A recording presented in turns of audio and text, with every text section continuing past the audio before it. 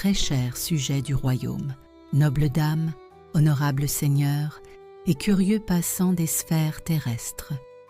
Il m'est parvenu une information d'une rare beauté, une révélation grandiose, transmise par les messagers les plus discrets du royaume céleste. Il semblerait qu'un événement d'envergure cosmique se soit produit, un bal inaugural orchestré non point par un duc ni par un prince, mais bien par le roi des rois lui-même. Un bal? Oh oui, mais pas de ceux où l'on se pavane pour obtenir une alliance avantageuse ou épier les regards en coin. Non, mes chers, il s'agissait d'un bal de création.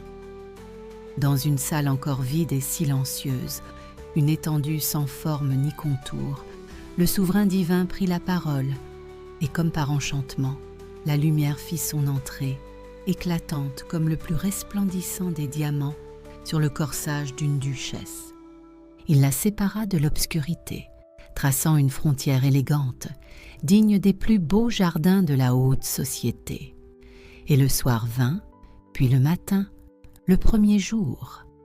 Puis d'un geste noble et précis, le roi dressa une voûte majestueuse, un firmament, sépare les eaux d'en haut de celles d'en bas. Un ciel céladon, si pur, si parfaitement tendu, qu'aucun couturier de la cour ne saurait l'imiter.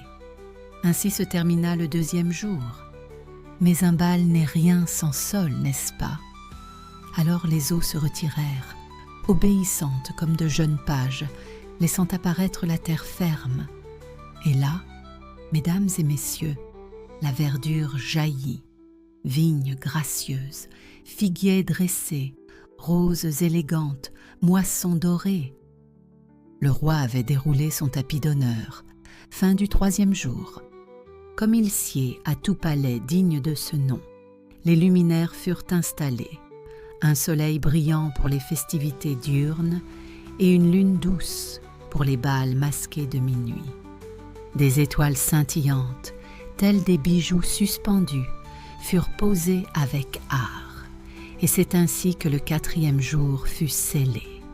Et alors vinrent les invités, poissons argentés dansant dans les eaux, oiseaux majestueux voltant au-dessus du jardin royal. Chacun appelait l'autre dans une symphonie orchestrée par celui dont la voix seule crée l'harmonie. Quelle réception! Le cinquième jour laissa derrière lui une rumeur d'émerveillement. Puis ce fut le tour des bêtes de la terre, lions fiers, cerfs gracieux, et même les créatures un peu moins distinguées. Oui, même les grenouilles ont reçu une invitation. Mais là, mes chers, le roi fit quelque chose d'inouï. De ses propres mains, il façonna l'homme à son image. Un geste si intime, si noble, qu'aucune plume ne saurait en saisir toute la gloire. Et pour l'homme, une dame fut façonnée, non pas à partir d'un joyau, ni même d'une étoffe précieuse, mais d'une côte, tout près du cœur. Ainsi naquit la compagne royale, radieuse, forte, égale. Et comme tout bal se termine par un dernier pas de danse et un retrait vers les salons privés, le roi se reposa, non par fatigue, mais pour contempler son œuvre parfaite, achevée, digne des plus beaux récits du royaume. Et vous, nobles lecteurs, n'oubliez point que vous aussi êtes issus de cette grande invitation, ce banquet céleste où tout fut pensé pour la gloire et la beauté.